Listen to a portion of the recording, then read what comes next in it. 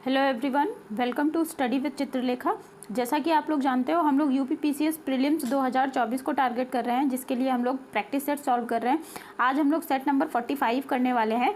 इससे पहले 44 सेट्स हम लोग जो है कर चुके हैं। अगर अभी तक आप लोगों ने ये क्लासेस नहीं देखी हैं तो इनको देख लीजिएगा, लिंक आपको डिस्क्रिप्शन बॉक्स में मिल जाएगा। ठीक है, बहुत यूज़फुल और हेल्पफुल क्लासेस होंगी। सारे के सारे सेट पेपर ही हैं वहाँ पर, और सब्जेक्ट वाइज उसके अलावा जो टारगेटेड एरिया रहता है विद एक्सप्लेनेशन सॉल्व करवाया गया है। तो आप लोग इसको टाइम निकाल के देख ज़रूर लीजिएगा।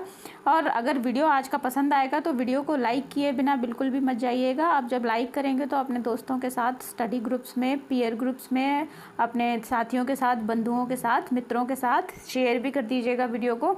और अगर आप लोग चैनल पर पहली बार आए हो, वीडियो को पहली बार देख रहे हो, तो चैनल को सब्सक्राइब करके बेल आइकन ज़रूर प्रेस कर लीजिएगा, जिससे कि आने वाले वीडियो की जानकारी आपके पास सबसे पहले पहुंच जाएगी। और आज की क्लास बहुत खास होने वाली है, वो इसलिए क्योंकि आप लोगों के कमेंट्स मेरे पास आ रहे थे, मैसेजेस आ रहे थे, जिसमें आप लोग कह रहे थे कि हम लोग पीसीएस 2023 का जो पेपर है उसको सॉल्व करें। ठीक है, तो आज हम लोग पीसीएस 2023 का पेपर सॉल्व करने जा रहे हैं। इसमें पूरे 150 क्वेश्चन हम लोग सॉल्व करेंगे, लेकिन 150 क्वेश्चन सारे एक साथ सॉल्व नहीं करेंगे, 50-50 के 3 सेट करेंगे। ठीक है, 150 करेंगे एक बार में तो फिर जो है क्लास बहुत ज़्यादा लंबी हो जाएगी और वो बहुत लेंदी प्रोसेस हो जाएगा। तो 50-50 के 3 सेट करेंगे। आज 50 क्वेश्चंस करेंगे। ठीक है, तो हम अपनी क्लास को जल्दी से शुरू करते हैं। और देखिए, पहला क्वेश्चन देखते हैं। पहला क्वेश्चन करंट अफेयर का है और ये बजट का क्वेश्चन है। केंद्रीय बजट 2023-24 के अनुसार अंतर्राष्ट्रीय अवसरों के लिए युवाओं को कौशल प्रदान करने के लिए विभिन्न राज्यों में कितने कौशल भारत अंतर्राष्ट्रीय केंद्र स्थापित किए जाने हैं। तो जो 2023-24 का बजट पेश हुआ था उसमें 30 अंतर्राष्ट्रीय कौशल केंद्र स्थापित किए जाने की बात कही गई थी। तो ऑप्शन नंबर 4 करेक्ट ऑप्शन हो जाएगा। ठीक है, नेक्स्ट क्वेश्चन देखिएगा। निम्नलिखित में से किसने स्पेयर पुस्तक लिखी है। तो स्पेयर नामक जो पुस्तक है ये प्रिंस हैरी ने लिखी है और ये 10 जनवरी 2023 को एक संस्मरण है। और ये पेंगुइन रैंडम हाउस, पेंगुइन जो है एक पब्लिशिंग हाउस है, उसके अंतर्गत ये पुस्तक प्रकाशित हुई थी। ठीक है, प्रिंस हैरी नाम ध्यान रखिएगा। और प्रिंस हैरी के बारे में यहाँ पे ये कुछ बातें जो आप लोग चाहो तो इनको रीड कर सकते हो। और हम बढ़ते हैं अगले क्वेश्चन पर। अगला क्वेश्चन है, संसाधनों के उपयोग तथा भविष्य के लिए उनके संरक्षण की आवश्यकता को संतुलित करने को हम क्या कहते हैं। तो देखिए, संसाधनों का उपयोग और उनको भविष्य के लिए संरक्षित करने की जो प्रोसेस होती है इसे हम सतत विकास कहते हैं। सतत विकास इस प्रकार की प्रोसेस होती है कि जो भी संसाधन, प्राकृतिक संसाधन हमारे पास होते हैं उनका हम यूज़ इस तरह से करते हैं कि भविष्य में आने वाली जनरेशन के लिए भी वे संरक्षित रह सकें। तो ऑप्शन नंबर 4 करेक्ट ऑप्शन हो जाएगा, सतत विकास। और सतत विकास के बारे में जो बातें मैंने आप लोगों को बताई ये यहाँ पर दे रखी हैं, इसको आप रीड कर सकते हो। ठीक है, अच्छा, यहाँ पे मिस्टेक कुछ होते हैं, मिस्टेक पॉइंट्स यहाँ पे हैं, ये देख लीजिए। संसाधनों का सावधानी पूर्वक उपयोग करना और उन्हें नवीनीकृत होने के लिए समय देना संसाधन संरक्षण कहलाता है। संसाधनों के उपयोग की आवश्यकता को संतुलित करना और भविष्य के लिए उनका संरक्षण करना भी सतत विकास कहलाता है। तो ये दोनों बातें ध्यान रखिएगा। नेक्स्ट क्वेश्चन देखिए, नीचे 2 कथन दिए गए हैं, पहला कथन है, दूसरा कारण है। तो अब हमें बताना है कथन और कारण के आधार पर कि हमारे क्वेश्चन का आंसर कौन सा बनेगा। राष्ट्रपति संसद का अंग है, तो ये जो कथन है ये बिल्कुल सही है। संसद के 3 अंग होते हैं, वैसे 2 संसद के 2 अंग होते हैं, 2 लोकसभा, ठीक है, लोकसभा होती है और क्या होती है, राज्यसभा होती है। ठीक है, राज्यसभा होती है। लोकसभा जो है विघटित की जा सकती है, लेकिन राज्यसभा एक स्थायी सदन होता है, ये बात आपको ध्यान रखनी है। और लोकसभा प्लस राज्यसभा, इसके साथ जो हमारे प्रेसिडेंट होते हैं, राष्ट्रपति, इनसे तीनों से मिलकर के संसद बनता है। ठीक है, तो इस प्रकार संसद का अंग है राष्ट्रपति, ये सही कथन है। संसद के दोनों सदनों के द्वारा पारित विधेयक राष्ट्रपति की सहमति के बिना कानून नहीं बन सकता है। तो ये बात भी बिल्कुल सही है। जब भी लोकसभा से या राज्यसभा से कोई भी जो विधेयक है ये पारित होता है, ठीक है, ये कहाँ जाता है, ये प्रेसिडेंट के पास जाता है। प्रेसिडेंट की मर्जी है वो उस पर अपनी सहमति दे अथवा नहीं दे, या फिर उसको अपने पास रख ले। तो जब तक कि राष्ट्रपति उस पर सहमति नहीं देता है तब तक कि वो कानून नहीं बन सकता है। तो दोनों ही बातें सही हैं और जो एक्सप्लेनेशन है ये भी सही है। तो इस तरीके से हमारे क्वेश्चन का आंसर क्या बनेगा, हमारे क्वेश्चन का आंसर हो जाएगा ऑप्शन नंबर 4। ए और आर दोनों सत्य हैं और आर ए की सही व्याख्या है। देखिए, राष्ट्रपति ठीक है। राष्ट्रपति और उपराष्ट्रपति के बारे में 2 डिस्क्रिप्टिव वीडियो आपको मिल जाएंगे। कहाँ पर? लिंक डिस्क्रिप्शन बॉक्स में है, ठीक है। डिस्क्रिप्शन बॉक्स में लिंक है, वहाँ पर पूरी थ्योरी कंप्लीट कराई गई है। राष्ट्रपति और उपराष्ट्रपति से संबंधित सारे अनुच्छेद, उनकी शक्तियाँ और उनके क्या क्या कार्य होते हैं, कौन कौन से अधिकारी पदाधिकारी राष्ट्रपति के प्रसाद पर्यंत अपना पदभार ग्रहण करते हैं, सारी चीज़ें वहाँ पर डिस्क्रिप्टिव वे में पढ़ाई गई हैं। तो आप लोग उस वीडियो को भी देख सकते हो। नेक्स्ट क्वेश्चन देखिएगा, मिलिंद पन्नो राजा मिलिंद और किस बौद्ध भिक्षु के बीच का संवाद है? तो देखिए, मिलिंद पन्नो जो है ये राजा मिलिंद, ठीक है, और नागसेन के बीच का संवाद है। मिलिंद जो है कुषाण वंश के राजा थे, तो इनका नाम ध्यान रखिएगा, कुषाण वंश के राजा थे। और मिलिंद पन्नो 100 BC और 100 AD के बीच का एक बौद्ध ग्रंथ है। मिलिंद पन्नो बौद्ध भिक्षु जो है नागसेन और इंडो ग्रीक राजा मिरेंडर, ठीक है, इन्हें मिलिंद भी कहा जाता है, इनके संवाद पर आधारित था, ठीक। तो ये बात आपको ध्यान रखनी है। और इस मिलिंद पन्नो की बात जो है खुद्दक निकाय में भी कही गई है। ये भी एक बौद्ध ग्रंथ है, तो इसको आपको ध्यान रखना है। खुद्दक निकाय बौद्ध ग्रंथ है, इसको आपको याद रखिएगा, कभी कभी बौद्ध ग्रंथ भी पूछ लिए जाते हैं। नेक्स्ट क्वेश्चन पर आइएगा, निम्नलिखित में से कौन सा कथन सत्य है? महासागरीय लवणता के बारे में ये क्वेश्चन है। तो देखिए पहला कथन ही जो है, महासागरीय लवणता कर्क रेखा तथा मकर रेखा पर सर्वाधिक होती है। 23.5 डिग्री नॉर्थ और 23.5 डिग्री साउथ में सबसे ज़्यादा लवणता होती है। तो ऑप्शन नंबर 1 करेक्ट ऑप्शन हो जाएगा। इसका एक्सप्लेनेशन नीचे दे रखा है, इसको देख लेते हैं। उष्णकटिबंधीय क्षेत्र में जो लवणता है सबसे ज़्यादा कर्क रेखा और मकर रेखा में पाई जाती है। मीठे पानी जलवाष्प के रूप वाष्पीकरण के माध्यम से समुद्र से वायुमंडल में जो है चला जाता है। वाष्पीकरण होता है, इससे क्या होता है, जल चला जाता है वायुमंडल में, और जिससे जहाँ पर ज़्यादा वाष्पीकरण होता है वहाँ पर लवणता ज़्यादा होती है। देखिए यही बात यहाँ पर बताई गई है। अब चलते हैं, देखिए आगे क्या कहा गया है।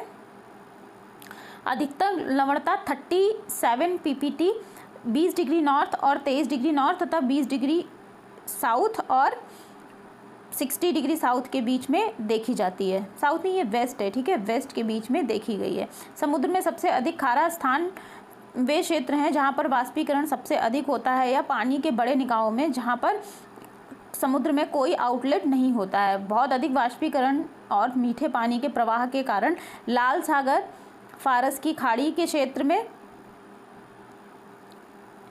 जो लवणता है ये सबसे ज़्यादा है, 40% खारा है। भूमध्य रेखा पर कैसी होती है लवणता? भूमध्य रेखा के आसपास लवणता जो है आपकी उष्णकटिबंधीय क्षेत्रों में सबसे अधिक वर्षा होती है, और जो समुद्र है वहाँ पर पानी भी ज़्यादा गिरता है, ताज़ा पानी जो मीठा पानी है, और ये लवणता को कम कर देता है। जैसे जैसे ध्रुवों की ओर बढ़ते जाते हैं वर्षा का क्षेत्र घटता जाता है, और कम वर्षा और अधिक ध्रुवीकरण से क्या होता है, वाष्पीकरण बढ़ता जाता है, तो लवणता ध्रुवों पर बढ़ जाएगी, ठीक है। ध्रुवों पर लवणता बर्फ़ के पिघलने से, लेकिन एक बात ये और हो रही है कि लवणता वहाँ पर बढ़ जाएगी, लेकिन क्या होता है, बर्फ़ होती है, ग्लेशियर से पिघलने से लवणता फिर से कम हो जाती है। उच्च ज्वार की बात करें अगर, तो उच्च ज्वार को समझ लीजिए। हाई टाइड्स क्या होते हैं? हाई टाइड्स दिन में लगभग 2 बार आते हैं, 12 घंटे और 25 मिनट के अंतराल पे। कारण क्या होता है, चंद्रमा को पृथ्वी के चारों ओर चक्कर लगाने में 24 घंटे 50 मिनट का समय लगता है, इसीलिए 24 घंटे 50 मिनट बाद जो चंद्रमा है उसी स्थान पर होता है। चूंकि उच्च ज्वर जो है दिन में 2 बार आता है, इसलिए प्रत्येक 12 घंटे 25 मिनट में एक हाई टाइड आता है, ठीक है। बेंगुला की जलधारा के बारे में जान लीजिए। ये बेंगुला की जलधारा जो है ये ठंडी जलधारा है, और दक्षिणी अटलांटिक क्षेत्र में ये बहती है, ठीक है।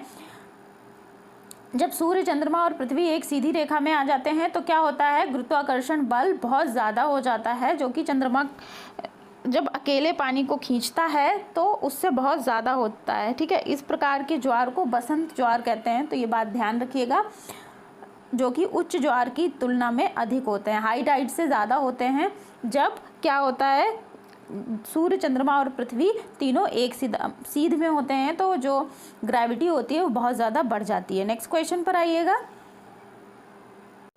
अल नीनो के संदर्भ में निम्नलिखित कथनों में से कौन से कथन सही हैं? तो देखिए यहाँ पर हमारे पास दो कथन हैं। अल नीनो पूर्वी प्रशांत क्षेत्र में पेरू तट पर गर्म धाराओं का प्रकट होना है, ये बिल्कुल सही बात है। पेरू तट पर जो है गर्म धाराएं, जल धाराएं प्रकट होती हैं, इसे ही अल नीनो की प्रक्रिया कहते हैं। यह गर्म धारा पेरू के तट पर पानी के तापमान को 10 डिग्री तक बढ़ा देती है, जिससे समुद्र में प्लैंकटन की मात्रा बढ़ जाती है। तो ये वाला जो कथन है, जो धारा है गर्म जल धारा अल नीनो क्या करती है, 10 डिग्री तापमान को तो बढ़ा देती है, लेकिन प्लैंकटन की मात्रा समुद्र में बढ़ती नहीं है बल्कि घट जाती है। ठीक है, इसलिए कथन 2 गलत हो जाएगा और केवल एक ही कथन सही होगा। तो ऑप्शन नंबर 1 क्वेश्चन का करेक्ट ऑप्शन हो जाएगा। ठीक है, देखिए यहाँ इसका एक्सप्लेनेशन भी मैंने दिया है और जो बात आप लोगों को बताई है। देखिए जब अल नीनो की प्रक्रिया होती है तो पूर्वी प्रशांत क्षेत्र में ये प्रक्रिया होती है और अल नीनो जो है भारत में कम वर्षा के लिए उत्तरदायी होता है। जब भी अल नीनो प्रकट होता है तो सूखा और बाढ़ या मौसम की चरम स्थितियां जो है उत्पन्न होती हैं। तो यही बात यहाँ पर बताई गई है। और अल नीनो एक गर्म विषुवतीय धारा है जो कि अस्थायी रूप से ठंडी पेरुवियन धारा या हम्बोल्ट की धारा को प्रतिस्थापित कर देती है और ये पेरू के तट पर पानी के तापमान को 10 डिग्री बढ़ा देती है। इससे परिणाम क्या होता है, जो वायुमंडलीय परिसंचरण में क्या होता है, विकृति हो जाती है, समुद्री जल में वाष्पीकरण में अनियमितताएं होने लगती हैं और जो प्लैंकटन होते हैं इनकी संख्या में कमी हो जाती है, इसीलिए मछलियों की संख्या में भी कमी हो जाती है। ठीक है, इसीलिए हमारा दूसरा कथन गलत हो गया, केवल पहला कथन सही है। और यहाँ पर एक ये डायग्राम भी बनाया है, इसको मैं जूम करती हूँ। एक तरफ आपको जो है बनाया गया है लैटिट्यूड, दूसरी तरफ सरफेस बताया गया है और इवेपोरेशन बताया गया है। ठीक है, तो यहाँ पे लैटिट्यूड के हिसाब से देखिए जो लवणता है कैसे घटती और बढ़ती है। यहाँ पे 0 डिग्री 20 डिग्री नॉर्थ इस तरफ चलेगा, देखिए इस तरफ नॉर्थ है और इधर साउथ है। ठीक है, ऊपर जहाँ पर वेस्ट था वो साउथ होगा। ठीक है, उसको करेक्ट कर लीजिएगा। ऊपर कहीं पर जहाँ पे हमने 20 डिग्री टू 30 डिग्री नॉर्थ था, वही 20 डिग्री से 30 डिग्री साउथ होगा। ठीक है, तो इसको आप लोग करेक्ट करोगे। अच्छा चलिए, अब ये जो डायग्राम है आपको क्या बता रहा है, लवणता बता रहा है। लवणता बढ़ रही है कैसे कैसे, जब हमारा देखिए 30 डिग्री 0 to 20 के बीच में ये लवणता यहाँ पर है। जब हम आ गए तकरीबन ये 30 डिग्री पे तो देखिए लवणता मैक्सिमम हो गई, वही चीज़ इधर भी है। तो ये डायग्राम से आप अच्छे तरीके से समझ सकते हो। चलिए अब नेक्स्ट क्वेश्चन पर आइए।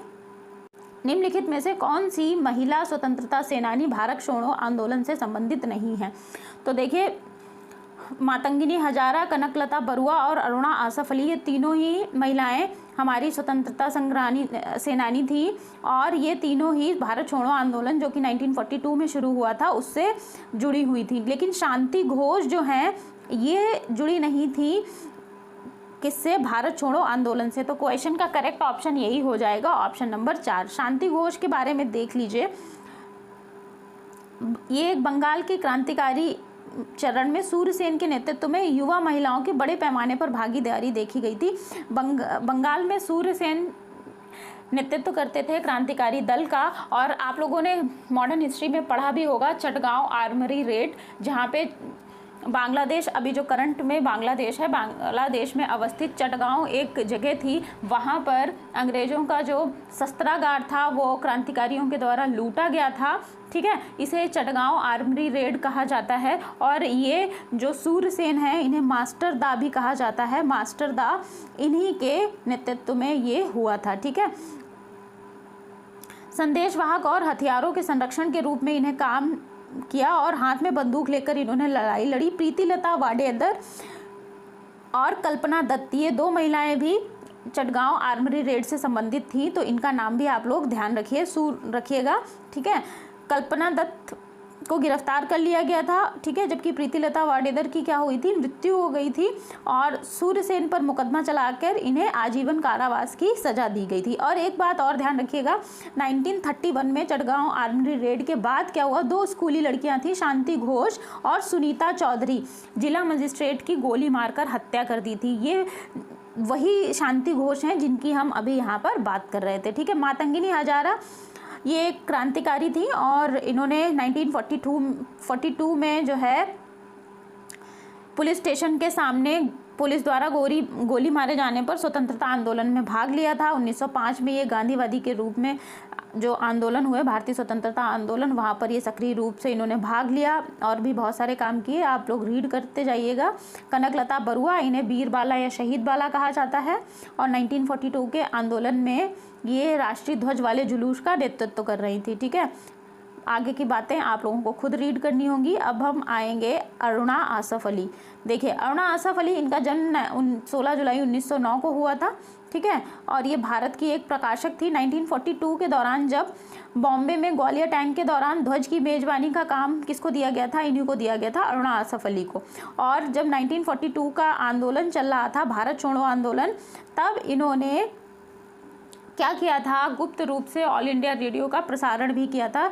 तो ये बात आपको ध्यान रखनी है। ठीक है, चलिए अगले क्वेश्चन पर आइए। माउंट न्यूमैन किस खनिज के लिए प्रसिद्ध है? तो माउंट न्यूमैन जो है पश्चिमी ऑस्ट्रेलिया में एक आपको पहाड़ मिलेगा और ये लौह अयस्क के लिए प्रसिद्ध है। तो ऑप्शन नंबर 3 करेक्ट ऑप्शन हो जाएगा। ठीक है, पश्चिमी ऑस्ट्रेलिया में है ये, और इसको ओपन कट आयरन और माउंट ब्लैक के नाम से भी जाना जाता है। तो ये सारी बातें ध्यान रखिएगा।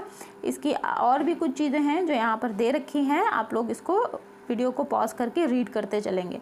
नेक्स्ट क्वेश्चन देखिए, 25 दिसंबर 2022 को निम्नलिखित में से किस देश के द्वारा 1 जनवरी 2005 के बाद जन्मे हुए पुरुषों के लिए 1 वर्ष की सैनिक सेवा अनिवार्य कर दी गई? तो ये ताइवान में ये रूल पास किया गया है। ऑप्शन नंबर 4 करेक्ट ऑप्शन हो जाएगा। ठीक है, नेक्स्ट क्वेश्चन पर आइएगा। मौलिक अधिकारों के उल्लंघन को रोकने के लिए कुछ रिट जारी करने के लिए सर्वोच्च न्यायालयों की शक्ति के संबंध में निम्नलिखित कथनों पर विचार कीजिए। तो देखिए, सर्वोच्च न्यायालय के पास बंदी प्रत्यक्षीकरण, परमादेश, प्रतिषेध, अधिकार प्रेक्षा, उत्प्रेषण जैसी रिट जारी करने की शक्ति है जो मौलिक अधिकारों के प्रवर्तन के लिए उपयुक्त है। ठीक है, सर्वोच्च न्यायालय क्या करता है? अनुच्छेद 32 के तहत रिट जारी करता है। अनुच्छेद 32 को संवैधानिक उपचारों का अधिकार कहा जाता है, जिसके तहत सर्वोच्च न्यायालय 5 प्रकार के रिट्स जारी कर सकता है जब किसी व्यक्ति के मौलिक अधिकारों का हनन हुआ होगा। ठीक है, अगले क्वेश्चन जो अगला है स्टेटमेंट, उस पर आइए। संसद विधि द्वारा अन्य न्यायालय को अपने अधिकार क्षेत्र में उच्चतम न्यायालय को प्रदत्त शक्तियों का प्रयोग करने का अधिकार दे सकती है। देखिए, पहले वाला तो कथन सही है और इसके साथ साथ दूसरा कथन भी सही है। तो इस प्रकार से हमारे दोनों कथन सही है। ऑप्शन नंबर 4 करेक्ट ऑप्शन हो जाएगा। संवैधानिक उपचारों के अधिकार के बारे में जो बातें मैंने बताई वो यहाँ पर लिखी हुई है। एक बात और ध्यान रखिएगा, जो डॉक्टर BR अम्बेडकर थे, हमारे संविधान के प्रारूप समिति के अध्यक्ष थे, ड्राफ्टिंग कमेटी के, उन्होंने अनुच्छेद 32 को संविधान की हृदय और आत्मा कहा है। तो ये बात भी आपको ध्यान रखनी है। ठीक है, फंडामेंटल राइट्स की एक डिस्क्रिप्टिव वीडियो आपको मिल जाएगी। पॉलिटी की क्लासेस का लिंक मैं आपको दे दूंगी डिस्क्रिप्शन बॉक्स में। ठीक है, वहाँ पे फंडामेंटल राइट्स की 3 क्लासेस आपको मिलेंगी। बहुत अच्छे तरीके से सारी चीज़ें एलैबोरेट की गई हैं। अगर आपके पास समय है तो उसको देख लीजिएगा। वो क्लासेस देख लेंगे तो फंडामेंटल राइट्स से कोई भी डाउट नहीं होगा आपके दिमाग में और सारी चीज़ें बिल्कुल क्रिस्टल क्लियर हो जाएंगी। वीडियो पसंद आएगा तो लाइक करते चलिएगा। नेक्स्ट क्वेश्चन पर आइए। 1857 के दौरान बरेली में उत्तर प्रदेश में विद्रोह का नेता कौन था? तो बरेली उत्तर प्रदेश में विद्रोह के नेता कौन थे? खान बहादुर खान थे। ऑप्शन नंबर 2 करेक्ट ऑप्शन हो जाएगा। नाना साहब कहाँ पर थे? कानपुर में थे। बेगम हजरत महल कहाँ पर थी? लखनऊ में थी। और कुंवर सिंह, ठीक है, ये कहाँ पर थे? बिहार में थे। ठीक है, जब इनकी मृत्यु हो गई कुंवर सिंह की, तो उसके बाद इनके भाई अमर सिंह ने नेतृत्व संभाला था। ठीक है, चलिए अगले क्वेश्चन पर आइए। और यहाँ पर क्या पूछ रहा है? उत्तर प्रदेश के संदर्भ में निम्नलिखित कथनों पर विचार कीजिए। वन राज्य कुल भौगोलिक क्षेत्र का लगभग 12.8% है। दूसरा क्या है? जौनपुर, गाजीपुर और बलिया जिलों में कोई भी वन भूमि नहीं है। यहाँ पर 2 कथन है जिनमें से दूसरा कथन सही है जबकि पहला कथन सही नहीं है। ठीक है, तो ऑप्शन नंबर हमारे पास कौन सा करेक्ट ऑप्शन बनेगा? ऑप्शन नंबर 2, केवल 2 सही है। जो भारतीय वन सर्वेक्षण रिपोर्ट है उसके अनुसार उत्तर प्रदेश में कुल भौगोलिक क्षेत्र का 6 से 7% ही वन क्षेत्र है, ना कि 12.8%। ठीक है, और जो वन क्षेत्र है ये गंगा के तराई और भावर क्षेत्र में अधिकांश वन पाए जाते हैं। ठीक है, चलिए जौनपुर, गाजीपुर और बलिया, यहाँ पर कोई भी वन नहीं है, तो ये वाला कथन सही है। अब अगले क्वेश्चन पर आइए। नेक्स्ट क्वेश्चन है, पोप बेनेडिक्ट 16वें जिनका हाल ही में निधन हो गया है, इनके संदर्भ में निम्नलिखित में से कौन सा कथन सही है। वह जर्मनी के रहने वाले थे, बिल्कुल सही बात है, जर्मनी के रहने वाले थे। वह 600 वर्षों में इस्तीफा देने वाले पहले पोप थे, दूसरी बात भी सही है। तो इस प्रकार से दोनों ही कथन सही हैं और हमारे क्वेश्चन का ऑप्शन नंबर 3 करेक्ट ऑप्शन हो जाएगा, 1 और 2 दोनों। नेक्स्ट क्वेश्चन को देखिएगा, गैर पारंपरिक ऊर्जा स्रोत वह है जो कि नवीकरणीय है, ठीक है, ऑप्शन नंबर 4 करेक्ट ऑप्शन हो जाएगा। गैर पारंपरिक ऊर्जा स्रोत वे स्रोत होते हैं जो नवीकरणीय होते हैं। कहने का मतलब ये है जिनका एक बार यूज़ होने पे वो दोबारा क्रिएट किए जा सकते हैं, ठीक है।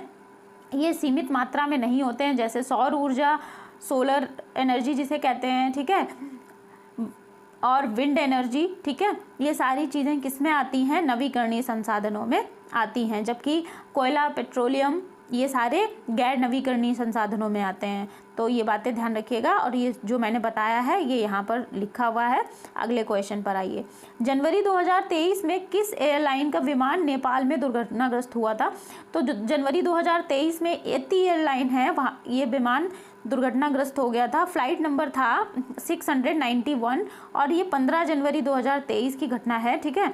और इसमें तकरीबन 27 लोगों की 27 मिनट की यात्रा के बाद ये जो है दुर्घटनाग्रस्त हो गया और इसमें 72 लोगों की मृत्यु भी हो गई थी, ठीक है। नेक्स्ट क्वेश्चन देखिएगा, संगीत की टप्पा शैली, अच्छा क्वेश्चन है ये, टप्पा शैली। तो संगीत की जो टप्पा शैली है किस मुगल बादशाह के दरबार में परिष्कृत एवं विकसित हुई। तो टप्पा शैली जो है मोहम्मद शाह रंगीला भी इनको कहा जाता है, ऑप्शन नंबर 3 मोहम्मद शाह रंगीला, इन्हीं के दरबार में परिष्कृत हुई और विकसित हुई। ये पंजाब और सिंध के लोकगीत की शैली है, वहाँ से इसको लिया गया है। और टप्पा पश्तो लोक साहित्य का सबसे पुराना और सबसे प्रशंसित रूप है जो पंजाब में ऊंट सवारों के लोकगीतों से उत्पन्न हुआ था, ठीक है। ये माना जाता है कि पंजाब और राजस्थान के ऊँटों का ये गीत है। गायन की ये शैली है, तो आपको ध्यान रखना है ये गायन की शैली है जो कि मुगल बादशाह मोहम्मद शाह रंगीला के दरबार में विकसित हुई थी, ठीक। आएंगे अगले क्वेश्चन पर। अगला क्वेश्चन क्या है, दिसंबर 2022 में सुदर्शन प्रहार नामक सैन्य अभ्यास कहाँ किया गया था। तो सुदर्शन प्रहार जो है दिसंबर 2022 में किया गया था भारतीय सेना के द्वारा राजस्थान में, ऑप्शन नंबर 4 करेक्ट ऑप्शन हो जाएगा। इसके बारे में कुछ फैक्ट यहाँ पर हैं, देख लेते हैं। ये राजस्थान के रेगिस्तान में किया गया था और सेना मल्टीप्लायरों के एकीकरण एवं एकीकृत सभी हथियारों के वातावरण में नई युद्ध टेक्निक्स का अभ्यास करना। यहाँ पर एक इम्पॉर्टेंट फैक्ट बन रहा है, ये देख लीजिए कि इस समय हमारे 30वें आर्मी चीफ कौन है, आर्मी चीफ स्टाफ, इनका नाम हो जाएगा जनरल उपेंद्र द्विवेदी। लेकिन जब ये क्वेश्चन 2023 में आया था तो उस समय जनरल मनोज पांडे थे जो कि 29 नंबर के थे और इस समय कौन है, जनरल उपेंद्र द्विवेदी हैं 30वें नंबर के, ठीक है। इस भारतीय सेना का मुख्यालय कहाँ पर है, ये नई दिल्ली में है। अगले क्वेश्चन पर आएंगे। यहाँ पर हमारे पास 2 सूचियाँ हैं जिसमें एक तरफ क्या है, एक तरफ हमारे पास अनुच्छेद दे रखे हैं, दूसरी तरफ उससे जुड़े हुए डिस्क्रिप्शन हमें मैच करने हैं। तो अनुच्छेद 324 जो है ये अनुसूचित जाति और जनजाति के लिए आयोग, किससे मैच करेंगे हम, 324 में आप लोग जो मैच कर दीजिए निर्वाचन आयोग। अनुच्छेद 324 में निर्वाचन आयोग का डिस्क्रिप्शन दिया गया है। अनुच्छेद 315 मैच हो जाएगा लोक सेवा आयोग से। 280 के अंतर्गत आता है वित्त आयोग और अनुच्छेद 338 के अंतर्गत आता है अनुसूचित जाति के लिए एक ये राष्ट्रीय आयोग, ठीक है। तो ये हमारी मैचिंग हो गई। अगले क्वेश्चन पर आइए, भारत के अटॉर्नी जनरल के संदर्भ में निम्नलिखित में से कौन सा कथन सही है। तो देखिए अटॉर्नी जनरल के बारे में 2 कथन दिए हैं। एक व्यक्ति को अटॉर्नी जनरल के रूप में नियुक्त किया जाता है जो सर्वोच्च न्यायालय के न्यायाधीश के रूप में नियुक्त होने के योग्य होता है, बिल्कुल सही बात है। अटॉर्नी जनरल एक ऐसा व्यक्ति बन सकता है जो कि भारत के सर्वोच्च न्यायालय में जज के रूप में, न्यायाधीश के रूप में नियुक्त होने की योग्यता रखता हो, ठीक है। तो जो पहला कथन है ये सही है। महान्यायवादी को सर्वोच्च न्यायालय के न्यायाधीशों के समान प्रक्रिया के माध्यम से हटाया जा सकता है। तो जो अटॉर्नी जनरल है इसे ही हम महान्यायवादी भी कहते हैं, लेकिन इसको हटाने की प्रक्रिया सर्वोच्च न्यायालय के न्यायाधीशों के समान नहीं होती है, बल्कि अटॉर्नी जनरल जो है राष्ट्रपति के प्रसाद पर्यंत अपना कार्यभार ग्रहण करते हैं, ठीक है। राष्ट्रपति के प्रसाद पर्यंत अटॉर्नी जनरल अपना पदभार ग्रहण करते हैं। तो राष्ट्रपति के प्रसाद पर्यंत, इसलिए दूसरा कथन जो है गलत हो जाएगा और ऑप्शन नंबर 4 जो है केवल एक, यही क्वेश्चन का करेक्ट आंसर है। ठीक है, नेक्स्ट क्वेश्चन को देखिएगा। देश के, यहाँ पे 2 कथन है। देश के पर्यावरण को बनाए रखने के लिए जनसंख्या नियंत्रण आवश्यक है। बिल्कुल सही बात है, पर्यावरण को बनाए रखने के लिए जनसंख्या एक सीमित मात्रा में होनी चाहिए, ये आवश्यक है। कारण क्या है? जनसंख्या में तीव्र वृद्धि के कारण पर्यावरण का संतुलन बन रहा है। नहीं, जनसंख्या में जब भी तीव्र वृद्धि होती है तो पर्यावरण असंतुलित हो जाता है, तो ये कारण आर गलत है। तो हमारे क्वेश्चन का करेक्ट आंसर बनेगा कथन ए सही है, जबकि कारण आर गलत है। तो ये ऑप्शन नंबर 4 में है, तो ऑप्शन नंबर 4 करेक्ट आंसर हो जाएगा। नेक्स्ट क्वेश्चन को देखिएगा। निम्नलिखित में से कौन सी घटना क्रम में अंतिम थी? तो देखिए, मोपाला विद्रोह जो है, ये जो भी हमारे पास घटनाएं दी गई हैं इसमें सबसे अंतिम था। 1921 में मोपाला विद्रोह हुआ था। ठीक है, बाकी की घटनाएं ये सारी इससे पहले हुई हैं। 1919 में जलियांवाला बाग हत्याकांड हुआ था, 1921 में मोपाला विद्रोह हुआ। इसे मालाबार विद्रोह भी कहा जाता है। ठीक है, मालाबार विद्रोह, तो इसका नाम ध्यान रखना। तो क्वेश्चन का करेक्ट आंसर यही बनेगा, मोपाला विद्रोह। अब ये जो सारी घटनाएं हैं इनके बारे में हम लोग देख लेते हैं। अच्छा क्वेश्चन है ये। मालाबार विद्रोह देखिए 1921 में हुआ था केरल में, मोपाला विद्रोह या मालाबार विद्रोह, और ये खिलाफत आंदोलन का विस्तारित संस्करण था। सरकार ने कांग्रेस और खिलाफत की बैठकों को अवैध घोषित कर दिया था। अंग्रेजी सरकार की बात कर रहे हैं, ब्रिटिश गवर्नमेंट की बात कर रहे हैं। लेकिन खिलाफत की बैठक ने मोपाला कहे जाने वाले मुस्लिम किसानों में इतनी सांप्रदायिक भावनाओं को भड़का दिया था कि जुलाई 1921 के बाद से या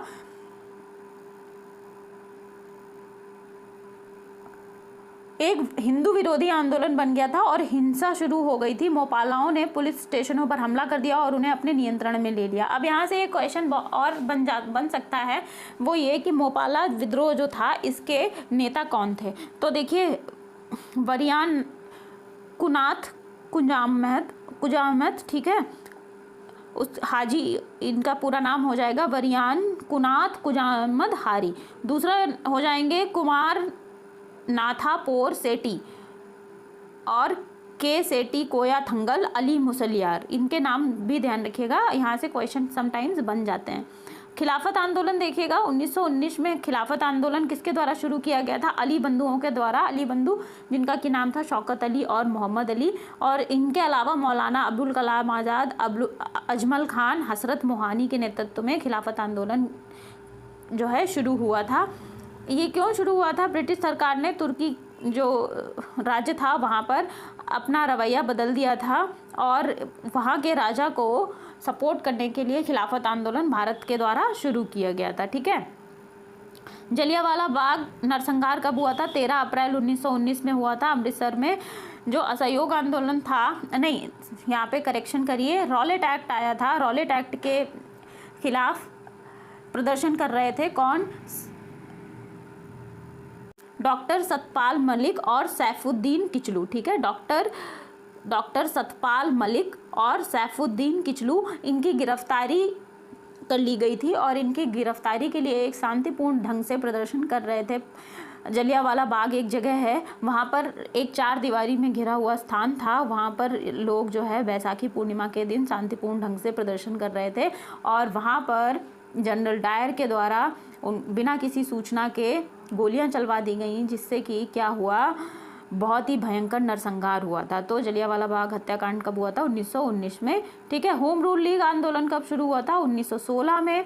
2 होम रूल लीग थी, एक थी गंगाधर की, बाल गंगाधर तिलक हैं, इनकी होम रूल लीग अप्रैल 1916 में बेलगाम में शुरू हुई थी, और एनी बेसेंट की जो होम रूल लीग थी 1916 में मद्रास में शुरू हुई थी। दोनों का उद्देश्य एक ही था, स्वशासन प्राप्त करना। ठीक है, चलिए, इस प्रकार से ये हमारा क्वेश्चन कंप्लीट होता है, और अगर कोई डाउट है तो कमेंट सेक्शन आप लोगों के लिए ओपन है, वहाँ पर पूछ सकते हो। नेक्स्ट क्वेश्चन देखिएगा, एक तरफ पर्वत है, दूसरी तरफ देश है, तो अब हम सूची के साथ मैच करते हैं। किलिमंजारो कहाँ पर मिलेगा आपको? तंजानिया में मिलेगा, तो इसको 3 से मैच कर दीजिए।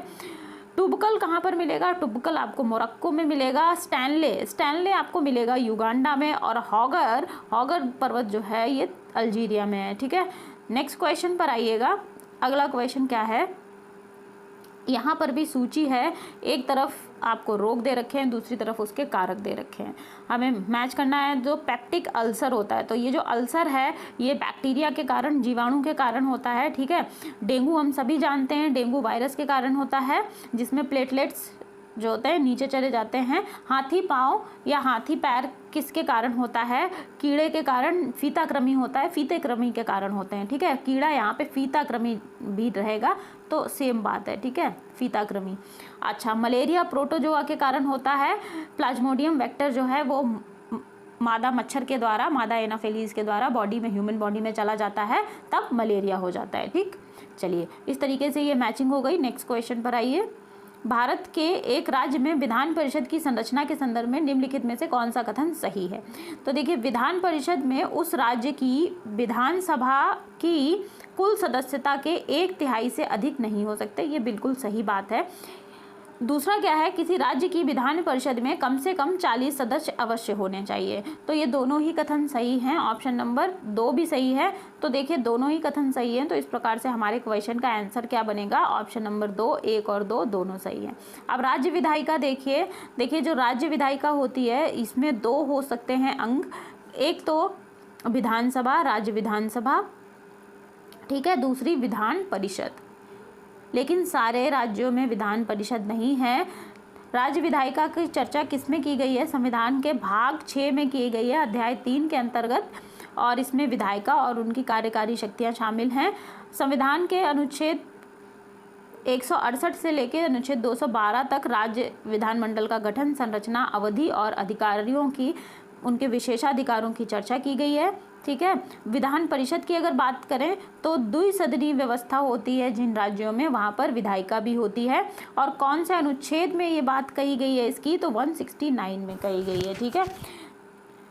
विधान परिषद वाले 6 राज्य हैं इस समय भारत में। आंध्र प्रदेश, जिसका पहला नाम हो जाएगा आंध्र प्रदेश, दूसरा तेलंगाना, फिर उत्तर प्रदेश, बिहार, महाराष्ट्र और कर्नाटक। जम्मू कश्मीर में भी विधान परिषद हुआ करती थी, लेकिन जम्मू कश्मीर पुनर्गठन विधेयक 2019 के द्वारा इसको समाप्त कर दिया गया, और जम्मू कश्मीर जो केंद्र शासित प्रदेश, जो स्पेशल राज्य का दर्जा उसको दिया गया था, उसको समाप्त कर दिया गया। जम्मू कश्मीर और लद्दाख जो 2 केंद्र शासित प्रदेश बनाए गए, ठीक है। विधान परिषदों के गठन या विघटन के बारे में बात कर लेते हैं। तो देखिए, अनुच्छेद 169 में इसके बारे में बात की गई है। विधान परिषद को समाप्त किया जा सकता है संसद के द्वारा, ठीक है, या फिर इसको बनाया भी जा सकता है, जहाँ पर ये नहीं है, एक साधारण बहुमत के द्वारा बनाया जा सकता है, उपस्थित और मतदान करने वाले सदस्यों की संख्या के द्वारा, इसे साधारण बहुमत कहते हैं, ठीक है। विधानसभा की जो कुल सदस्यता होगी और विधान परिषद की कुल सदस्यता कितनी होगी? तो 1/3 से अधिक नहीं होगी, ठीक है, और कम से कम 40 सदस्य भी होने चाहिए। इसलिए अब हमने दोनों ही कथन क्या कर लिए हैं? देख लिए हैं, दोनों ही कथन इसी प्रकार से सही हो जाते हैं। अब विधान परिषद जो है एक स्थायी संगठन है, इसे भंग नहीं किया जा सकता है, इसे या तो क्रिएट किया जा सकता है या फिर इसको समाप्त किया जा सकता है। तो ये सारी बातें ध्यान रखनी है। जो यहाँ के सदस्य होते हैं इन्हें एमएलसी कहा जाता है, मेंबर ऑफ लेजिस्लेटिव काउंसिल। इनका कार्यकाल कितने दिनों का होता है? 6 साल का होता है, जिनमें से 1/3 सदस्य हर दूसरे साल सेवानिवृत्त होते रहते हैं। यही प्रोसेस कहाँ पर चलता है? राज्यसभा में भी चलता है, ठीक है। तो ये बातें ध्यान रखिएगा। अब चलते हैं हम अगले क्वेश्चन पर। बाकी जो भी चीज़ें हैं आप लोग यहाँ पे रीड कर सकते हो। नेक्स्ट क्वेश्चन देखिए, आर्द्र भूमि दिवस कब मनाया जाता है? तो विश्व आर्द्र भूमि दिवस 2 फरवरी को मनाया जाता है। अगला क्वेश्चन क्या है, किस वर्ष में मध्याह्न भोजन योजना का नाम बदलकर प्रधानमंत्री पोषण योजना कर दिया गया?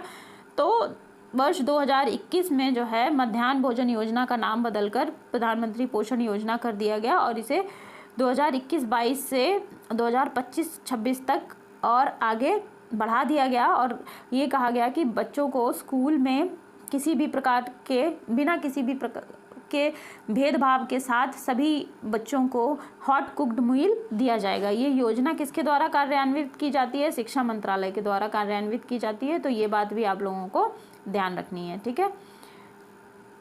और बाकी सारी बातें इसमें दे रखी हैं, आप लोग वो रीड कर सकते हो, वीडियो को पॉज कर। क्वेश्चन देखते हैं, भारत के उपराष्ट्रपति के चुनाव के संदर्भ में जिसे भारत के सर्वोच्च न्यायालय द्वारा शून्य घोषित किया गया हो निम्नलिखित में से कौन से कथन सही हैं?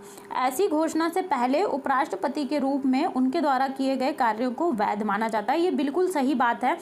देखिए, राष्ट्रपति या उपराष्ट्रपति से रिलेटेड उनके चुनाव में जो भी कोई डिस्प्यूट होता है, अगर कोई डिस्प्यूट होता है तो उनका निपटारा सुप्रीम कोर्ट के द्वारा किया जाता है। अगर किसी चुनाव को supreme court null and void घोषित कर देता है तो उस चुनाव के नल एंड वॉइड घोषित होने वाली तारीख के दिन या उससे पहले उपराष्ट्रपति या राष्ट्रपति के द्वारा किए गए कार्य वैध होते हैं। ठीक है, तो इस तरीके से हमारा कथन, जो पहला कथन है, ये सही हो जाएगा। दूसरा क्या है? ऐसी घोषणा के दिन उपराष्ट्रपति के रूप में उनके द्वारा किए गए कार्य वैध नहीं माने जाते हैं। तो जैसा कि मैंने अभी कहा, जिस दिन सुप्रीम कोर्ट चुनाव को नल एंड वॉइड घोषित करता है उस दिन के कार्य और उससे पहले के कार्य वैध माने जाते हैं। तो इस प्रकार से दूसरा कथन गलत हो जाता है, केवल एक सही है। तो हमारे क्वेश्चन का जो करेक्ट आंसर है ये हो जाएगा ऑप्शन नंबर 2, केवल एक। ठीक है, अनुच्छेद 71 में ये बात बताई गई है कि राष्ट्रपति और उपराष्ट्रपति के चुनाव से संबंधित सारे मामले कौन निपटारा करेगा? सुप्रीम कोर्ट करेगा। और सुप्रीम कोर्ट जिस दिन अपना निर्णय देगा चुनाव के बारे में, उससे पहले के और उस दिन तक के राष्ट्रपति या उपराष्ट्रपति के द्वारा किए गए कार्य वैध माने जाएंगे। सारी बातें जो मैंने आपको बताई हैं वो यहाँ पर लिखी हैं, आप वीडियो को पॉज करके रीड कर सकते हो। हम चलते हैं अगले क्वेश्चन पर। ठीक है, अगले क्वेश्चन पर आइए। निम्नलिखित में से कश्मीर के किस शासक ने जजिया और गोवध को समाप्त कर दिया? तो देखिए, जजिया एक ऐसा कर था जो हिंदू तीर्थयात्रियों को देना होता था। जजिया मुगल सम्राट अकबर ने समाप्त किया था। ठीक है, और अगर यहाँ पे कश्मीर की बात की जा रही है तो कश्मीर में गोवध और जजिया को समाप्त किया था जैन उल आबदीन ने। ऑप्शन नंबर 4 करेक्ट ऑप्शन हो जाएगा। ये एक संप्रभु टाइप के शासक हुआ करते थे जो कि कश्मीर के शासक थे। ठीक है, इनका नाम गयासुद्दीन जैन उल आबदीन था और ये कश्मीर के मीर वंश के 8वें शासक थे। ठीक है, तो ये ध्यान रखना है आपको। और बाकी धार्मिक सहिष्णुता और लोक कल्याणकारी इनकी नीतियाँ थी, इसीलिए इनका नाम बड़ा फेमस था। ठीक, अगले क्वेश्चन पर आएंगे। अच्छा, एक चीज़ और इनके बारे में ध्यान रखिएगा, इन्होंने संस्कृत भाषा और साहित्य को अपने दरबार में संरक्षण दिया था और इन्होंने महाभारत और कल्हड़ की जो राजतरंगिणी थी इसका फारसी में अनुवाद कराया था। ये बात दोनों ध्यान रखिएगा। नेक्स्ट क्वेश्चन पर आइएगा। हंगुल हिरण भारत के किस भाग में पाया जाता है? ठीक है, तो हंगुल, इसको कश्मीरी स्टैग भी कहते हैं। ये जम्मू कश्मीर के दाची गांव में पाया जाता है। दाची गांव जो राष्ट्रीय वन्यजीव अभ्यारण्य है वहाँ पर। और ये जो हंगुल है केवल दाची ग्राम तक ही सीमित है, तो इसलिए IUCN की जो रेड लिस्ट है उसमें इसको अधिसूचित किया गया है। ठीक है, और गंभीर रूप से संकटग्रस्त जीव की जो कैटेगरी है उसमें डाला गया है। और हंगुल को वन्यजीव संरक्षण अधिनियम 1972 और जम्मू एंड कश्मीर वन्यजीव संरक्षण अधिनियम 1978 की अनुसूची 1 में भी शामिल किया गया है। ठीक है, चलिए अगले क्वेश्चन पर आइएगा। सतत विकास के बारे में निम्नलिखित कथनों पर विचार कीजिए। वैश्विक सांकेतिक ढांचे और राष्ट्रीय सांख्यिकी प्रणालियों द्वारा उत्पादित डेटा और क्षेत्रीय स्तर पर एकत्रित जानकारी के आधार पर संयुक्त राष्ट्र महासचिव एक वार्षिक सतत लक्ष्य रिपोर्ट प्रस्तुत करता है। ये बिल्कुल सही बात है। वैश्विक सतत विकास रिपोर्ट प्रत्येक तिमाही में एक बार संयुक्त राष्ट्र महासभा में चतुष्कोणीय सतत विकास लक्ष्य समीक्षा विचार विमर्श के द्वारा सूचना देने के लिए तैयार की जाती है। दोनों ही बातें बिल्कुल सही हैं। तो इस तरीके से हमारे क्वेश्चन का जो नहीं, यहाँ पे थोड़ा करेक्ट करिए, ये हर प्रत्येक तिमाही पर नहीं प्रस्तुत होती है रिपोर्ट, ना ही उसकी समीक्षा की जाती है। दूसरा वाला कथन गलत है, जबकि पहला कथन सही है। केवल एक सही है, दूसरा कथन गलत है। तो ऑप्शन नंबर 1 क्वेश्चन का करेक्ट आंसर हो जाएगा। अगले क्वेश्चन पर आइए। प्राकृतिक संसाधनों का उपयोग वर्तमान पीढ़ी को इस प्रकार करना चाहिए कि यदि प्राकृतिक संसाधनों का न्यूनतम ह्रास हो तो इस प्रकार के विकास को किस प्रकार का विकास कहा जाएगा। ये वाला क्वेश्चन हम इसी प्रकार का एक ऊपर भी कर चुके हैं। प्राकृतिक संसाधनों का वर्तमान पीढ़ी इस तरीके से उपयोग करे कि वो नेक्स्ट जनरेशन के लिए, भविष्य के लिए हम आगामी पीढ़ियों को बचा करके रखते हैं। और प्राकृतिक संसाधनों का न्यूनतम ह्रास जिस प्रकार के उपयोग में किया जाता है उसे सतत विकास कहते हैं। तो ऑप्शन नंबर 4 सतत विकास करेक्ट ऑप्शन है। नेक्स्ट क्वेश्चन पर आइएगा। किस भारतीय मूल के व्यवसायी को दूसरी बार साउथ वार्क के लंदन बरो का मेयर चुना गया है? तो सुनील चोपड़ा इनका नाम है, इनको दूसरी बार साउथवर्क लंदन बरो का मेयर चुना गया है। ऑप्शन नंबर 3 करेक्ट ऑप्शन है। सुनील चोपड़ा के बारे में कुछ स्पेसिफिकेशंस यहाँ पे दे रखे हैं, ठीक है, आप लोग वीडियो को पॉज करके इसको रीड कर सकते हो। अब आ जाइए अगले क्वेश्चन पर। निम्नलिखित घटनाओं पर विचार कीजिए और उन्हें सही कालानुक्रमिक क्रम में व्यवस्थित कीजिए जो कि सबसे शुरुआती से आखिरी गतिविधि तक शुरू होती है। तो देखिए यहाँ पर मसौदा समिति की नियुक्ति है, भारतीय संविधान को अपनाया जाना और अधिनियमित किया जाना है, भारतीय संविधान के प्रारंभ होने की तिथि है, संविधान सभा की बैठक। तो सबसे पहले जो काम हुआ वो हुआ था संविधान सभा की बैठक, उसके बाद मसौदा समिति नियुक्त की गई थी और भारतीय संविधान को जो है अपनाया और अधिनियमित किया गया था कब? 1950 में, ठीक है। और भारतीय संविधान प्रारंभ होने की तिथि ये भी सबसे लास्ट में आएगी। तो 4 1 2 3 बनेगा क्रम। तो ऑप्शन नंबर हमारे पास कौन सा है? ये ऑप्शन नंबर 4 जो है, हम ऑप्शन नंबर 1 4 1 2 3 क्वेश्चन का करेक्ट आंसर बन जाएगा। तो देखिए संविधान सभा की पहली बैठक कब हुई थी? ये 9 दिसंबर 1946 को हुई थी, ठीक है, जब संविधान सभा की पहली बैठक हुई। उसके बाद मसौदा समिति नियुक्त की गई 1947 में, 29 अगस्त 1947 में डॉक्टर BR अम्बेडकर की अध्यक्षता में, ठीक है। BR अम्बेडकर जी जो है ये प्रारूप समिति के भी अध्यक्ष थे। संविधान सभा के प्रथम अध्यक्ष कौन थे ये जान लीजिए, डॉक्टर सच्चिदानंद सिन्हा थे और बाद में संविधान सभा के अध्यक्ष के रूप में डॉक्टर राजेंद्र प्रसाद को चुना किया गया था, ठीक है। भारतीय संविधान के मसौदे को पारित किया गया था 26 नवंबर 1949 को और 26 जनवरी 1950 को जो है भारतीय संविधान अधिनियमित और लागू किया गया था, ठीक। तो ये सारी बातें ध्यान रखनी है। अगले क्वेश्चन पर आइएगा। सेवाओं के बारे में आर्थिक सर्वेक्षण 2023 के अनुसार निम्नलिखित में से कौन सा कथन सही नहीं है?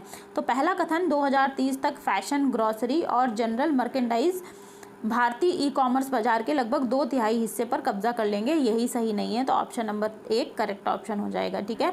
नेक्स्ट क्वेश्चन को देखिएगा। निम्नलिखित में से कौन सा सही सुमेलित नहीं है? एक तरफ कवित्री दी गई हैं, दूसरी तरफ उनकी रचनाएं हैं। तो गंगाबाई गणेश देव लीला यही सही सुमेलित नहीं है। तो ऑप्शन नंबर 4 करेक्ट ऑप्शन हो जाएगा। नेक्स्ट क्वेश्चन है, कैप्टन हॉकिंस के संदर्भ में निम्नलिखित कथनों पर विचार कीजिए। पहला कथन है वह 1611 में जेम्स वन के दूत के रूप में भारत आया था। तो ये वाला कथन गलत है, पहला कथन सही नहीं है, ठीक है। वह तुर्की भाषा का बहुत अच्छा ज्ञाता था, दूसरा कथन सही है। तो ऑप्शन नंबर 2 जो है ये मतलब कथन नंबर 2 सही है। तो ऑप्शन नंबर 4 केवल 2 सही हो जाएगा। कैप्टन हॉकिंस को बारे में देख लीजिए, फैक्ट्स यहीं से हमें पता चलेगा। कैप्टन हॉकिंस जो है ये ईस्ट इंडिया कंपनी के रिप्रेजेंटेटिव के तहत रिप्रेजेंटेटिव बन के आए थे और मुग़ल बादशाह जहांगीर से इनकी बातचीत हुई थी, तभी जहांगीर ने ईस्ट इंडिया कंपनी को भारत में व्यापार करने की अनुमति दी थी, ठीक है। तो कैप्टन हॉकिंस के बारे में, विलियम हॉकिंस इनका पूरा नाम था, इसीलिए इनका जो पहला कथन है हमारे क्वेश्चन का ये गलत हो जाता है, ठीक है। नेक्स्ट क्वेश्चन को देखिएगा। निम्नलिखित पेशवाओं के शासनकाल पर विचार कीजिए और कालानुक्रमानुसार उन्हें व्यवस्थित कीजिए। तो देखिए यहाँ पर पेशवा दे रखे हैं। तो सबसे पहले जो पेशवा बने ये थे बालाजी विश्वनाथ, ये पहले नंबर पे आ जाएगा। उसके बाद जो बने बाजीराव बने, ठीक है, दूसरा हो गया। और फिर तीसरे नंबर के माधव राव हैं और चौथे नंबर के नारायण राव। तो 1 2 4 3 ये बनेगा हमारा कूट। तो ऑप्शन नंबर 1 करेक्ट ऑप्शन हो जाएगा। अब यहाँ पर मैंने एक टेबल बनाई है जिसमें हमने क्या किया है, इनके पेशवाओं के नाम और शासन इन्होंने कब से कब तक किया, तो आप ये यहाँ से लर्न करोगे, ठीक है। बालाजी विश्वनाथ कब पेशवा बने? 17 नवंबर 1713 को बने और कब तक रहे? 1720 तक रहे, ठीक है। अगर आपने एक तरफ की एक काम कर सकते हो ऐसे कि एक तरफ के कॉलम सारे याद कर लोगे तो उसमें आपको याद हो जाएगा। जैसे विश्वनाथ नवंबर 1717 में बने, उसके बाद इनका कब तक रहे? 1720 तक रहे। 12 अप्रैल 1720 में बाजीराव प्रथम बने, ठीक है। 28 अप्रैल 1740 तक उसके बाद बाजीराव बने 28 अप्रैल 1730 से 23 जून 1761 तक। और सबसे लास्ट में कौन बने? सबसे लास्ट में जो थे ये थे नारायण राव, 18 नवंबर 1772 से 30 अगस्त 1773 तक, ठीक है। तो ये इनका टाइम है जो कौन कौन किस किस वर्ष कितने समय के लिए पेशवा रहा, ठीक है। तो इसको आपको लर्न करना पड़ेगा, इसको याद कर लीजिएगा। अगला क्वेश्चन देखिएगा। निम्नलिखित मरुस्थलों पर विचार कीजिए और उन्हें उनके आकार के बढ़ते क्रम में व्यवस्थित कीजिए। सबसे छोटा पहले आएगा, उसके बाद सबसे बड़ा। तो देखिए हमें पता है सबसे बड़ा मरुस्थल कौन सा है, सहारा है, ठीक है, तो इसको सबसे लास्ट में डाल देंगे। थर्ड जो है सबसे लास्ट में आएगा। सबसे छोटा ग्रेट सैंडी है, ग्रेट सैंडी 1 पे आ जाएगा, ठीक है। और उसके बाद जो दूसरे नंबर का है वो है गोबी। गोबी मरुस्थल जो है ये एशिया में पड़ता है। और अरेबियन मरुस्थल अरब कंट्रीज़ में, अरब में, ठीक है, तो ये 2 जो है तीसरे पर आ जाएगा। और सबसे लास्ट में आएगा सहारा, वो तो हम पहले ही लगा चुके हैं। तो 1, 4, 2, 3 किस में बन रहा है कूट, ये बन रहा है ऑप्शन नंबर 2 में, ठीक है। ऑप्शन नंबर 2 करेक्ट ऑप्शन हो जाएगा। अब यहाँ पे जो मरुस्थल हैं और उनके क्षेत्रफल भी यहाँ पर दे दिए हैं, ये आप लोग रीड कर लोगे। और इनको अगर जैसे सारे के सारे का जो क्षेत्रफल है ये याद करना कठिन हो जाएगा, लेकिन आप लोग ये कर सकते हो कि घटते क्रम में दिया गया है यहाँ पर, ठीक है, घटते क्रम में दिया गया है, तो आप लोग एक बार अगर इसको पढ़ लोगे तो ये समझ में आ जाएगा पहले पे कौन है, छोटे पे और दूसरे पे कौन है। अच्छा, यहाँ पे एक नाम आया है चिन्हुआ मरुस्थल, ठीक है। चिन्हुआ जो है नॉर्थ अमेरिका में पड़ता है और चिन्हुआ अपनी चांदी की खानों के लिए प्रसिद्ध है। तो ये बात ध्यान रखना है आपको, चिन्हुआ नॉर्थ अमेरिका में पड़ता है और ये चांदी की खानों के लिए प्रसिद्ध है। कालाहारी जो है ये अफ्रीका में पड़ेगा, ठीक है। तकला मकान या टकला मकान ये चीन में पड़ता है। और अगर कॉन्टिनेंट की बात करें तो एशिया में पड़ेगा। कराकुम ये भी एशिया में पड़ेगा। नाबिम मरुस्थल ये आपका पड़ता है अफ्रीका में, ठीक है। अफ्रीका में सबसे ज़्यादा मरुस्थल हैं, तो इसको ध्यान रखिएगा। एक मरुस्थल भारत में भी है, थार मरुस्थल, ठीक है, जो इसका एरिया है ये हो जाएगा 2,60,000 स्क्वायर किलोमीटर। ये भारत की बात हो रही है। अगला क्वेश्चन है निम्नलिखित में से कौन सा निर्धनता के प्रकार हैं।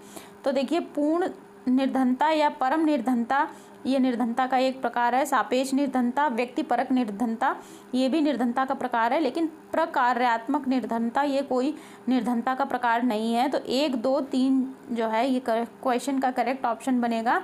तो ये वाला जो कूट है ये हमें मिल रहा है ऑप्शन नंबर 2 में, तो यही क्वेश्चन का करेक्ट ऑप्शन है। अगले क्वेश्चन पर आइए। अगला क्वेश्चन है वैदिक कालीन प्रशासन में भागुदह कौन सा अधिकारी होता था। तो भागुदह जो है राजस्व कर जमा करने वाला अधिकारी होता था। ऑप्शन नंबर 2 करेक्ट ऑप्शन हो जाएगा। प्रशासन के कार्य में राजा की सहायता करने के लिए जो अधिकारी होते थे उनको रत्नी कहा जाता था। रत्नी और राजा कुछ अन्य अधिकारियों की सूची यहाँ पर हमारे पास है, जैसे कुलपति ये परिवार का मुखिया होता था, ग्रामणी ग्राम का मुखिया होता था। ये सारे एंशियंट हिस्ट्री की बात है यहाँ पर। एंशियंट हिस्ट्री में ये अधिकारी होते थे। सेना का जो सेनापति होता था उसे सेनानी कहा जाता था। मध्यमासी विवादों का जो मध्यस्थ होता था। पुरोहित, मुख्य पुजारी, जासूस को क्या कहते थे, स्पॉस कहते थे, ठीक है, स्पॉस कहते थे। और वजपति या व्रजपति जो चारागाह के अधिकारी होता था उसे कहते था। भागुदह राजस्व संग्राहक होता था। जीवग्रह पुलिस अधिकारी, महिषी रानी मुख्य रानी होती थी। तो इसी प्रकार से सारे यहाँ पर दे रखे हैं। आप लोग इसको वीडियो को पॉज करोगे और ये सारे आपको लर्न करने हैं, ठीक है। अगर आपको पहले से याद है तो बहुत ही अच्छी बात है। चलिए अगला क्वेश्चन देखिए, सुरक्षा योजना का मुख्य उद्देश्य क्या है।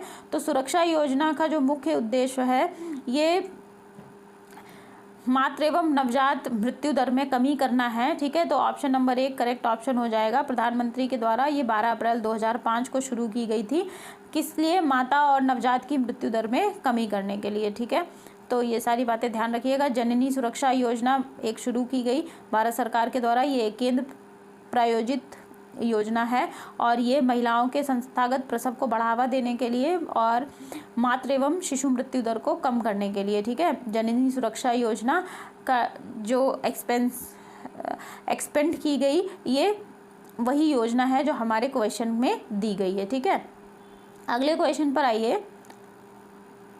नेताजी सुभाष चंद्र बोस द्वारा आज़ाद हिंद फौज के हिस्से के रूप में गठित महिला रेजिमेंट का नाम क्या है।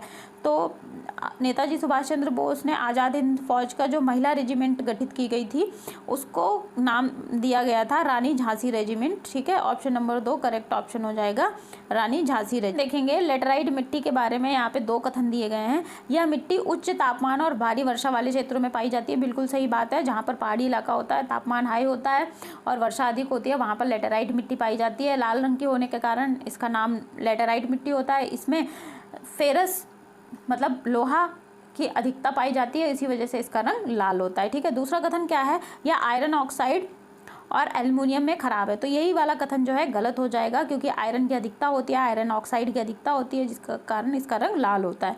तो दूसरा वाला कथन गलत है, केवल एक सही है। तो हमारे क्वेश्चन का आंसर हो जाएगा ऑप्शन नंबर 3 केवल एक।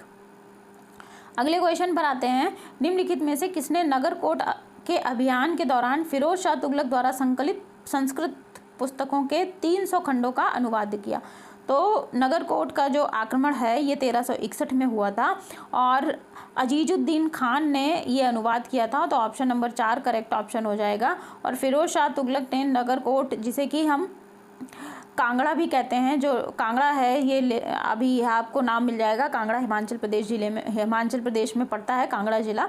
ठीक है, वहाँ पर फिरोज शाह तुगलक ने आक्रमण किया था, राजस्व देने को कहा था शासक को, लेकिन उसने नहीं दिया, तो फिर कांगड़ा पर इन्होंने आक्रमण कर दिया। ठीक है, और तो ये बात आपको ध्यान रखनी है कि किसने अनुवाद किया था। अब अगले क्वेश्चन पर आइए। निम्नलिखित कथनों में से एक कथन है, एक कारण है। नहीं, क्वेश्चन करेक्ट करते हैं। नीचे 2 कथन दिए गए हैं, जिसमें से एक को अभिकथन कहा जा रहा है और दूसरे को कारण आर कहा जा रहा है। तो अभी से कथन और कारण के आधार पर हमें अपना क्वेश्चन का आंसर करना होगा।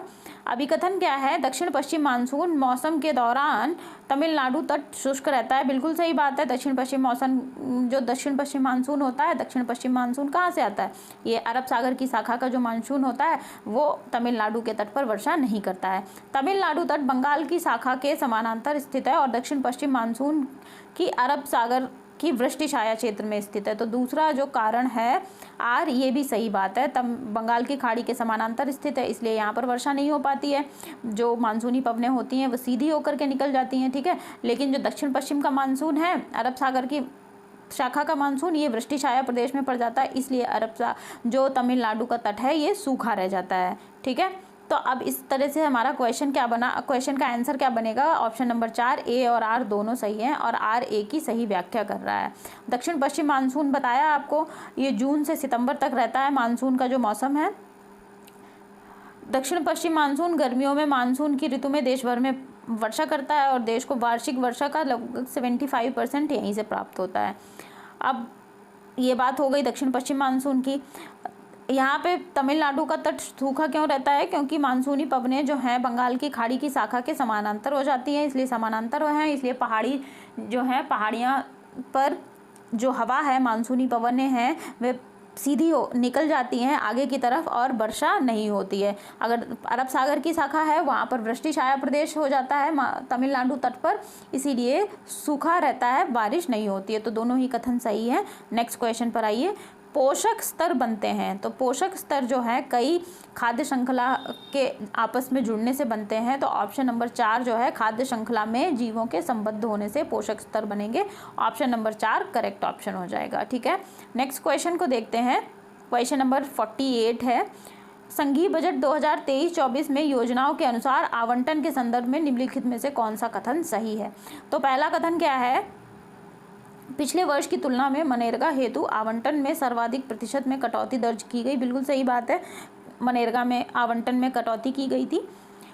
पिछले वर्ष की तुलना में जल जीवन मिशन हेतु आवंटन में सर्वाधिक प्रतिशत वृद्धि दर्ज की गई। जल जीवन मिशन के लिए जो धन आवंटन है वो ज़्यादा किया गया, सबसे ज़्यादा प्रतिशत वृद्धि इसी में हुई। तो पहले और दूसरे दोनों ही कथन सही हैं। इस तरीके से हमारे क्वेश्चन का आंसर कौन सा बन जाएगा, तो ऑप्शन नंबर 1 जो है, 1 और 2 दोनों, ये हमारे क्वेश्चन का करेक्ट आंसर हो जाएगा। नेक्स्ट क्वेश्चन देखते हैं। पंचायती राज पर अशोक मेहता समिति 1977 की सिफारिशों के संदर्भ में निम्नलिखित में से कौन सा कथन सही है।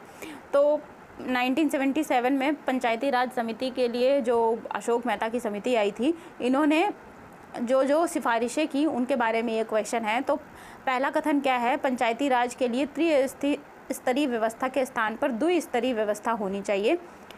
नेक्स्ट क्या है, राज्य के स्तर पर लोक प्रिय पर्यवेक्षण के तहत विकेंद्रीकरण के लिए एक ब्लॉक पहला बिंदु होना चाहिए। तो देखिए इसमें पंचायती राज व्यवस्था में त्रिस्तरीय व्यवस्था की बात करी गई थी, किसके द्वारा? बलवंत राय मेहता के द्वारा, ठीक है। जबकि जो अशोक मेहता समिति थी, इन्होंने 2 स्तरीय व्यवस्था की बात करी थी। तो पहला क्वेश्चन जो है, पहला कथन हमारा सही हो जाएगा, केवल एक, जबकि दूसरा सही नहीं होगा, ठीक है। तो ऑप्शन नंबर 2 जो है ये क्वेश्चन का करेक्ट ऑप्शन हो जाएगा। और अशोक मेहता समिति 1977 में आई थी, जनता पार्टी की सरकार थी, तब अशोक मेहता की अध्यक्षता में पंचायती राज व्यवस्था में एक समिति नियुक्त की गई थी। इन्होंने 1978 में अपनी जो है रिपोर्ट प्रस्तुत की थी और पंचायती राज व्यवस्था को पुनर्जीवित करने के लिए 132 कुल सिफारिशें की थी, जिनमें से एक ये थी कि द्विस्तरीय व्यवस्था होनी चाहिए, ठीक है। नेक्स्ट क्वेश्चन पर आते हैं। प्राचीन भारत में आक्रमणकारियों के संदर्भ में निम्नलिखित में से कौन सा कालानुक्रमिक क्रम सही है? तो देखिए प्राचीन भारत में सबसे पहले यूनानियों ने भारत पर आक्रमण किया था। नंबर पर आए शक शासक रुद्रदामन का नाम हम लोगों को याद होगा, क्योंकि रुद्रदामन ने जो है सुदर्शन झील का जीर्णोद्धार कराया था, उसकी मरम्मत कराई थी, ठीक है। तो इनका नाम ध्यान रखिएगा। एक क्वेश्चन यहाँ से पीसीएस में ये बन भी चुका है कि सुदर्शन झील का जीर्णोद्धार किसने करवाया था? रुद्रदामन ऑप्शन में था, तो यही करेक्ट ऑप्शन था, ठीक। कुषाण वंश ने जो है सबसे लास्ट में इन तीनों में आक्रमण किया भारत पर, तो कुषाण सबसे लास्ट में आएगा। कुषाण वंश के एक महान राजा थे कनिष्क, ठीक है। कनिष्क के शासनकाल में चौथी बौद्ध संगीति हुई थी। चौथी बौद्ध संगीति हुई थी, कहाँ पर हुई थी? कश्मीर के कुंडल वन में हुई थी, ठीक है। याद रखेंगे, कश्मीर के कुंडल वन में हुई थी। तो ये बात सारी याद रखिएगा। यूनानी, शक और कुषाण, ये ही सही कालानुक्रम है। यूनानियों ने 327 ईसा पूर्व से शुरू किया और सिकंदर महान, जिसने विजय प्राप्त की, सबसे पहले यूनानी आक्रमणकारी वही था, ठीक है। कुषाण शासक की अगर बात करें, कुषाण शासक मैंने आपको नाम बताया ही, जिनका कि नाम था कनिष्क। वो काफ़ी प्रचलित हुए भारत में और वो बौद्ध धर्म को मानने वाले थे। तो ये तो बात हो गई हमारे कुषाण वंश की। आज की क्लास में हमने स्टार्टिंग में ही बात करी थी कि हम लोग 50 क्वेश्चन करेंगे, तो 50 क्वेश्चन आज की क्लास में हम यहीं तक रखेंगे क्लास को। आई होप ये क्लास आप लोगों को पसंद आई होगी। क्लास पसंद आई है तो क्लास को लाइक कर दीजिए और शेयर करिए अपने दोस्तों के साथ, स्टडी ग्रुप्स में, पीयर ग्रुप्स में, अपने मित्र बंधुओं के साथ, जिससे कि वो लोग भी अपना रिवीजन कर सकें।